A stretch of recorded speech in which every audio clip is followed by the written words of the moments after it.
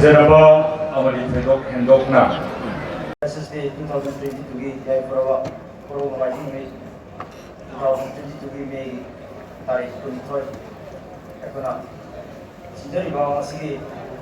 SSD Sigi Yoina Ekon Sinjariba All the Sovereign People's Convention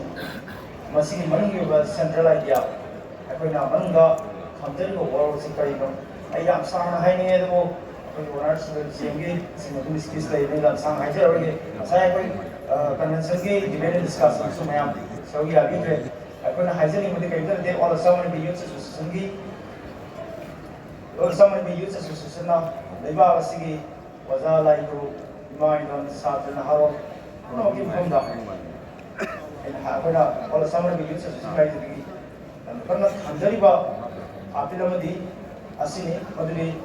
housing लेबा socially politically economically deprived raba iram kuduna sotharaba akul mukta tawi ngai nai raba Manipuri hai usul base Assam da akul kange hai gati loan gi tuman mai hok tawraga akul identity tuman mai hok culture tuman mai hok tanga apna pro ki solution wa bizaba aduma solution amu ka mai mana ya ba thamde ngse masi amyana 1969 gi akoi ahan ba kan gi masigi wire blow ho bro madam tu le ba han singa each and every year I go kan sa putting the wire is lower la ki non stop change the lower la me ate the results to na adu gi makha ne ko na sit to dai se adu masi nyang to da gi satna aro singi to da gi plus sana le ba Manipur gi people siam the most honorable and honored people Siam Manipur gi Hauja lagi ekoi haiba Autonomous Council khungdeng se ekoi yam mang sangsale asi ekoi 90% ekoi process lore haibi yare Assam ki administration Assam sarkar na su mamangi chief minister Sri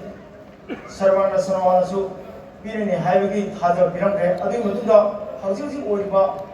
ekoi gi Assam gi honorable chief minister Sri Himanta Biswa Sarma na su Namanda sida mapung tona laga miya mamanda la thong le Manipuri Autonomous Council se Maitei Singh na phangmal jai Maitei Singh hauji taka wari masi sori na piri ni hai bi hajar biram re sigi taw se masi amu reinforce to ba akoi marta lai ba negative forces sing akoi minimize to ba sangi akoi unitedly hai ba khonjang asi warriors in for khonjang